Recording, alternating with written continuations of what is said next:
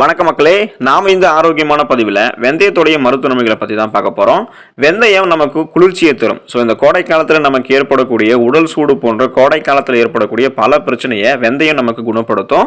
வெந்தயத்தில் vitamin C, புரதச்சத்து, நார்சத்து, niacin, potassium, magnesium, manganese மற்றும் இரும்பு சத்துக்கெல்லாம் வளமான அளவில் அடங்கியிருக்கு. இது மட்டும் இல்லாமல் டயோஸ்டெனின் அப்படின்னு சொல்லக்கூடிய சேர்மமும் இருக்குது.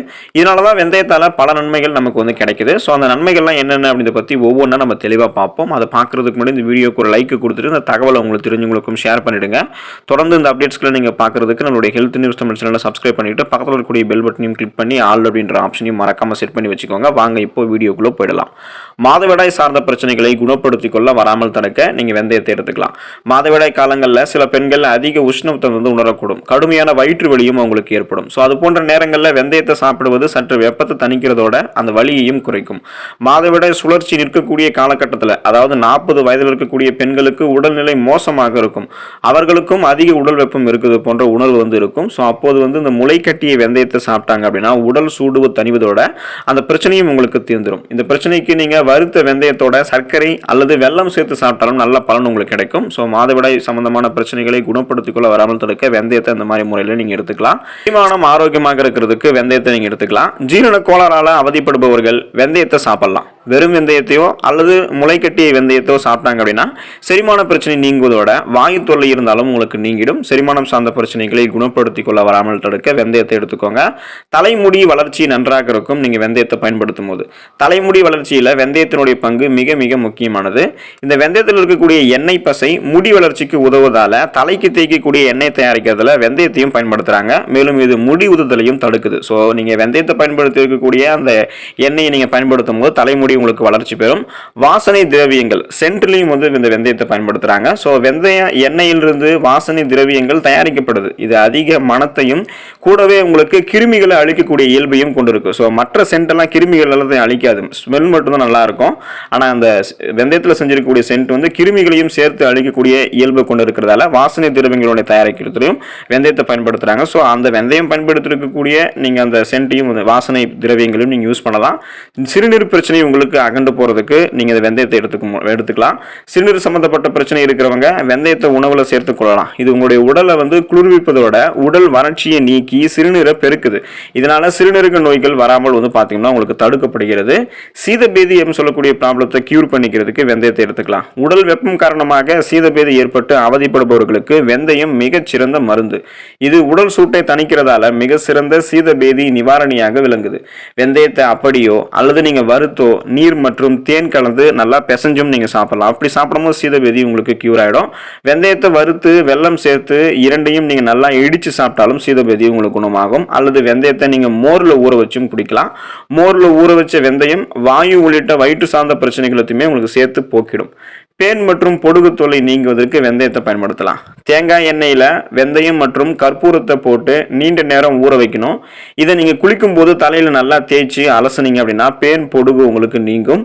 இந்த தேங்காய் எண்ணெய்க்கு பாத்தீங்கன்னா பதிலாக நீங்க இதுல பால் கூட பயன்படுத்தலாம். ஸோ பால் கூட கற்பூரத்தை அதே போல போட்டு நீண்ட நேரம் நீங்க அந்த வெந்தயத்தை போட்டு நீங்க ஊற வைக்கணும். ஸோ இந்த மாதிரி நீங்க பண்ணும்போது போல நீங்க பண்ணீங்கன்னா பேன் மற்றும் பொடுகு தொல்லை உங்களுக்கு நீங்கும். ரத்தத்துல சர்க்கரையினுடைய அளவை நீங்க கண்ட்ரோல் பண்ணிக்கிறதுக்கு வெந்தயத்தை பயன்படுத்தலாம். வெந்தயம் சீரற்ற உணவு பழக்கம் காரணமாக ரத்தத்துல அதிகரிச்சிருக்கக்கூடிய சர்க்கரையினுடைய அளவை கட்டுப்படுத்தி சர்க்கரை நோய் ஏற்படுவதை தடுக்குது. ஸோ வெந்தயத்தில் இருக்கக்கூடிய நார்சத்து, கார்போஹைட்ரேட்டுடைய அளவை குறைச்சு ரத்தத்துல சர்க்கரையினுடைய அளவை அதிகரிக்கிறது தடுக்கிறதால நீங்க உங்களுடைய பிளட்ல சுகருடைய அளவை கண்ட்ரோல் பண்ணிக்கிறதுக்கு வெந்தயத்தை எடுத்துக்கலாம். மலச்சிக்கல் பிரச்சனை குணப்படுத்தப்படும், வராமல் தடுக்கப்படும் நீங்க வெந்தயத்தை எடுத்துக்கொள்ளும் போது. தினசரி வெந்தயம் சாப்பிடுவதால மலச்சிக்கல் நீங்கும். சாப்பிடக்கூடிய உணவை நல்லா செரிக்க வச்சு வயிறை சுத்தமாக வைத்துக் கொள்வதற்கும் வெந்தயம் உதவிகரமாக இருக்கும். வயிறு மற்றும் தொண்டை புண் நீங்குவதற்கு நீங்க வெந்தயத்தை எடுத்துக்கலாம். வயிறு மற்றும் தொண்டை புண் பகுதியில் ஏற்படக்கூடிய புண்களை வெந்தயம் குணமாக்குது. மேலும் இது என்ன பண்ணும் அப்படின்னா உடலை குளிர்ச்சியாக்கக்கூடிய இயல்பு கொண்டிருக்கிறதால உடல்ல ஏற்படக்கூடிய கொப்புளங்களையும் குணப்படுத்துது. இது தவிர இருமல் மற்றும் தொண்டை கரகரப்பு உள்ளிட்ட பிரச்சனைகளையுமே வெந்தயம் உங்களுக்கு போக்கிடும். சருமம் பளபளப்பு மற்றும் சருமம் தூய்மையாக இருக்கிறதுக்கு வெந்தயத்தை நீங்க பயன்படுத்தலாம். வெந்தயத்தில் இருக்கக்கூடிய விட்டமின் சி அப்படின்னு சொல்லக்கூடிய உயிர் சத்து பளபளப்பான சருமத்திற்கு உதவிகரமாக இருக்கு. நீங்க இந்த வெந்தயத்தை அரைச்சு முகத்துல தடவி சிறிது நேரம் கழித்து உங்களுடைய முகத்தை நீங்க கழுவினீங்க அப்படின்னா வறட்சி தன்மையை நீங்கி உங்களுடைய முகம் பொலிவு பெறும். மேலும் இரவுல நீங்க தூங்குவதற்கு முன்னாடி வெந்தயத்துடைய பொடியை முகத்துல தடவிட்டு அதுக்கப்புறம் நீங்க கழுவி விட்டு தூய்மையான துணியில தொடச்சிட்டு பாத்தீங்கன்னா உங்களுடைய முகம் பளிச்சுன்னு இருக்கும். கண் கருவளையம் மற்றும் கரும் புள்ளிகள், இந்த பிளாக் சர்க்கிள்ஸ் வந்து கண்கள் இருக்கும் இல்லையா, ஸோ இதெல்லாமே நீங்கள் க்யூர் பண்ணிக்கிறதுக்கு வெந்தயத்தை எடுத்துக்கலாம். வெந்தயத்தில் இருக்கக்கூடிய விட்டமின்கள் முகத்தில் தோன்றக்கூடிய கரும்புள்ளிகளையும் கண்ணின் ஏற்படக்கூடிய கரு வளையத்தையுமே நீக்குது. வெந்தயத்தை அரைச்சி நீங்கள் முகத்தில் தடவிட்டு உலர்ந்ததுக்கு அப்புறம் கழுவும் போது அதில் இறந்த செல்கள், டெட் செல்ஸ், பாக்டீரியா, அழுக்குகள் இது எல்லாமே வெளியேறிடும்.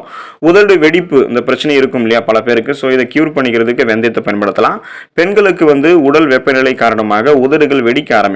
அவங்க தினசரி குளிர்ந்த நீரில் வெந்தயத்தை ஊற வச்சுட்டு அதை காலையில் வெறும் வயிற்றிலும் அப்புறம் இரவு தூங்குவதற்கு முன்னாடியும் குடிச்சிட்டு வந்தாங்க அப்படின்னா 2-3 நாட்கள்லேயே படிப்படியாக அவங்களுடைய உதடு வெடிப்பு மறைந்து சரியாகிடும். தோல் நோய்கள் சார்ந்த பிரச்சனைகளை குணப்படுத்திக் கொள்ள நீங்கள் வெந்தயத்தை எடுத்துக்கலாம். சொறி சிரங்கு உள்ளிட்ட தோல் நோய்களுக்கு வெந்தயம் மிகச்சிறந்த நிவாரணி. வெந்தயத்தை ஊற வச்சு அரைத்து அதை நீங்கள் தினசரி தோல் பாதிப்பு இருக்கக்கூடிய இடத்துல தடவி வந்தீங்க அப்படின்னா தோல் நோய்கள் முற்றிலுமாக நீங்குவதோட தோலில் ஏற்படக்கூடிய அரிப்புகளும் தடிப்புகளும் கூட உங்களுக்கு மறைஞ்சிரும். முகப்பொரு சார்ந்த பிரச்சனையை குணப்படுத்தி கொள்ள நீங்கள் வெந்தயத்தை பயன்படுத்தலாம். வெந்தயத்தை நீங்கள் வந்து பார்த்தீங்கன்னா இப்போ நான் முன்னாடி சொன்ன பார்த்தீங்களா, அதாவது வெந்தயத்தை நீங்கள் தினசரி தோல் பாதிப்பு இருக்கக்கூடிய இடத்துல தடவி வந்தீங்க அப்படின்னா அந்த தோல் நோய்கள் முற்றிலுமாக நீங்கும்னு சொன்ன பார்த்தீங்களா, அரைச்சி நீங்கள் பயன்படுத்தணும்னு. அதே போல் நீங்கள் இந்த முகப்பொருக்கும் நீங்கள் அதை பயன்படுத்தும் போது அந்த பிரச்சனை உங்களுக்கு நீங்கிடும். ஸோ இப்போ நீங்கள் அதை வந்து உங்களுடைய முகத்தில் தடவிட்டு சுமார் ஒரு அரை மணி நேரம் 30 நிமிடங்கள் உலர வச்சுட்டு கழுவினீங்க அப்படின்னா முகப்பொரு உங்களுக்கு நீங்கும். உடல் எடையை நீங்கள் ரொம்பவே ஃபாஸ்ட்டாக ஆரோக்கியமான முறையில் குறைக்கிறதுக்கு எந்த விதமான சைடு எஃபெக்டும் இல்லாமல் குறைக்கணும்னா வெந்தயத்தை பயன்படுத்தலாம். உடல் எடையை குறைக்கணும்னா நீங்கள் எடுத்துக்கொள்ள வேண்டிய உணவு வெந்தயம். வெந்தயத்தை தினசரி தண்ணீரில் ஊற வச்சுட்டு 2 டம்ளர்கள் நீங்கள் குடிச்சிங்கன்னா, அதாவது அந்த தண்ணீரில் ஊற வச்சுட்டு அந்த ஊற வைத்த வெந்தய தண்ணீரை மட்டும் நீங்கள் 2 டம்ளர் குடிச்சிங்க அப்படின்னா உடல் எடை படிப்படியாக குறைவதை நீங்கள் உணரலாம். உடல் எடை குறையிறது அப்படின்றதுக்காக இது அதிகப்படியான வெந்தயத்தை நீங்கள் எடுத்துக்கொள்ளக்கூடாது. ஸோ கண்ட்ரோலாக உங்களுக்கு போதுமான அளவுக்கு மட்டும் நீங்கள் எடுத்துக்கணும். வெந்தயத்தையும் நீங்கள் தண்ணியோட சேர்த்து குடிக்கலாம், இல்லை அப்படியேவும் நீங்கள் தண்ணி வெந்தயத்தை ஊற வச்ச தண்ணீரையும் நீங்கள் குடிக்கலாம். சுவாச கோளாறு நீங்கி போவதற்கு நீங்கள் வெந்தயத்தை பயன்படுத்தலாம். சளி, காய்ச்சல் உள்ளிட்ட பிரச்சனைகளின் காரணமாக சுவாச கோளாறு ஏற்பட்டு பல பேர் அவதிப்படுவாங்க. வெந்நீரில் வெந்தயத்தை போட்டு தினசரி இவங்கெல்லாம் குடிக்கலாம். வெந்தயம் பாக்டீரியாக்களை எதிர்த்து போராடி சுவாச பிரச்சனையிலிருந்து விடுதலை பெற்று தருது. ஸோ அந்த உங்களுக்கு ஆஸ்துமா போன்ற சளி, காய்ச்சல், அதாவது சுவாச கோளாறு முற்றிலுமாக நீங்கி போகிறதுக்கு வெந்தயத்தை நீங்கள் எடுத்துக்கோங்க. உடலில் தேங்கி இருக்கக்கூடிய கழிவுகளை நீக்குவதற்கு வெந்தயத்தை பயன்படுத்தலாம். வெந்தயத்தில் இருக்கக்கூடிய ஆன்டி ஆக்சிடென்ட் மற்றும் ஃபைபர், அதாவது நார்சத்து உங்களுடைய உணவு செரிமானத்தை ஊக்குவிக்கக்கூடியது. இது சாப்பிடக்கூடிய உணவுப் பொருட்கள் இருக்கக்கூடிய மோசமான பொருட்களை சிதைத்து வெளியேற்றதால உணவு செரிமானத்தை ஊக்குவிக்கிறதுல வெந்தயம் முக்கிய பங்காற்றுது. தேவையில்லாத கழிவுகளை உங்களுடைய உடலை விட்டு நீங்கள் நீக்கிடலாம். ஸோ அதனாலேயே பல விதமான நோய்களை நீங்கள் குணப்படுத்திக்கலாம். கொழுப்பு உங்களுடைய உடலில் குறைஞ்சி போகிறதுக்கு வெந்தயத்தை நீங்கள் எடுத்துக்கலாம். உடலில் அதிக கொழுப்பு சேர்ந்து அவதிப்படுபவர்கள் வெந்தயத்தை தினசரி சாப்பிடலாம். இது உங்களுடைய உடலில் இருக்கக்கூடிய கொழுப்புகளை வந்து சிதைச்சு வெளியேற்றிடும். ஸோ கொழுப்புகளை ஆரோக்கியமான முறையில் சைடு எஃபெக்ட் இல்லாமல் குறைக்கிறதுக்கு வெந்தயத்தை நீங்கள் எடுத்துக்கோங்க. பசியின்மை ப்ராப்ளம் நீங்கி போகிறதுக்கு, ஸோ இப்போலாம் வந்து பல பேர் என்ன சொல்லுவாங்கன்னா, நான் சாப்பிட்டதே வந்து ஜீரணம் ஆகலை, இன்னும் எனக்கு பசி எடுக்கலை அப்படின்ற ப்ராப்ளத்தை சொல்லுவாங்க. அது ஆரோக்கியம் கிடையாது, அது வந்து ஒரு ப்ராப்ளம் தான். ஸோ சிலருக்கு வந்து பசிக்கவே பசிக்காது, எப்போதுமே நன்றாக சாப்பிட்ட ஒரு ஃபீல்ட்லேயே இருப்பாங்க. அவங்க வந்து இதுக்கு காரணம் தெரியாமல் சாப்பிட்றத வந்து சில தவிர்த்துருவாங்க. உண்மையிலே சாப்பிட்டது முழுவதுமாக செரிக்காமல் தாமதமானால்தான் பசியின்மை இருக்குது அப்படின்றது அர்த்தம். வெந்தயத்தை நீங்கள் வந்து சாப்பிடும் போது வெந்தயம் அந்த உணவை உடைத்து செரிக்க வைக்கக்கூடிய இயல்பு கொண்டு இருக்கிறதால வயிற்றில் உணவு தங்குறது கிடையாது. இதனால பசி நேரத்துக்கு உங்களுக்கு வந்து பசி எடுக்க ஆரம்பிக்கும். பசியின்மையால் அவதிப்படுபவர்களுக்கு வெந்தயம் ஒரு சிறந்த மருந்தாக இருக்கும், நீங்கள் எடுத்துக்கலாம். எலும்புகளுக்கு பலம் தரும் வெந்தயம். உடலில் எலும்புகளினுடைய உறுதித்தன்மை நச்சு பொருட்களால் பாதிக்கப்படும். உதாரணமாக சொல்லணும் அப்படின்னா அலுமினியம் எலும்பை வந்து வெகுவாக பாதிக்கும். வெந்தயத்தில் இருக்கக்கூடிய நச்சு நீக்கக்கூடிய தன்மை அலுமினியம் போன்ற எலும்பை பாதிக்கக்கூடிய மற்ற பொருட்களை எல்லாம் சிதைச்சு வெளியேற்றி உடலுக்கு வலு சேர்க்கும். குறிப்பாக எலும்புகள் பலம் பெறும். ஆரோக்கியமான இதயம் பெறுவதற்கு வெந்தயத்தை நீங்கள் எடுத்துக்கலாம். இதய நோய் ஏற்படாமல் இருக்கிறதுக்கு விரும்புகிறவங்க வெந்தயத்தை தவிர்க்கவே கூடாது. வெந்தய விதையோ வெந்தய கீரையோ எதுவாக இருந்தாலும் உங்களுடைய பிபிஎம் சொல்லக்கூடிய அந்த பிளட் பிரஷர் சொல்லுவாங்க பார்த்தீங்கன்னா, ஸோ அந்த ரத்த அழுத்தத்தை சீராக வைக்கிறதுக்கு நீங்கள் எடுத்துக்கணும். அதன் மூலமாக உங்களுடைய இதயம் ஆரோக்கியமாக இருக்கும். இதனால் உங்களுடைய இதயம் சீராக இயங்கி இதய நோய்கள்லாம் எதுவும் ஏற்படாமல் நீங்கள் ஆரோக்கியமாக இருக்கலாம். பெருங்குடல் புற்றுநோய் உங்களுக்கு வராமல் தடுக்கிறதுக்கு குணப்படுத்துகிறதுக்கு வெந்தயத்தை பயன்படுத்தலாம். சாப்பிடும்போது குடலில் சேரக்கூடிய கொழுப்புகள் மற்றும் தேவையற்ற ஸ்டார்ச் உள்ளிட்ட பொருட்களால் பெருங்குடல் புற்றுநோய் ஏற்படக்கூடிய அபாயம் இருக்கு. வெந்தயத்தை தினசரி உட்கொள்வதால் தேவையற்ற கொழுப்புகள்லாம் அகற்றப்பட்டு பெருங்குடல் சீராக உங்களுக்கு இயங்கும். புற்றுநோய் ஏற்படுவதையும் நீங்கள் தடுத்துக்கலாம். ஸோ பார்த்தீங்களா மக்களே, எக்கச்சக்கமான மருத்துவ நன்மைகள் வெந்தயத்தில் இருக்குது அப்படின்றத இந்த வீடியோவை நீங்கள் ஃபுல்லாக பார்த்ததுக்கப்புறம் உங்களுக்கு தெரிஞ்சிருக்கும். வெந்தயத்தில் இருக்கக்கூடிய மருத்துவ நன்மைகள் ஏராளம். கோடை காலத்தில் ஏற்படக்கூடிய உடல் உஷ்ணம், உடல் சூடு, இதெல்லாம் பிரச்சனைகளாக சீதபேதி உள்ளிட்ட பல பிரச்சனைகள் எல்லாத்தையுமே குணப்படுத்தக்கூடியது வெந்தயம் தான்.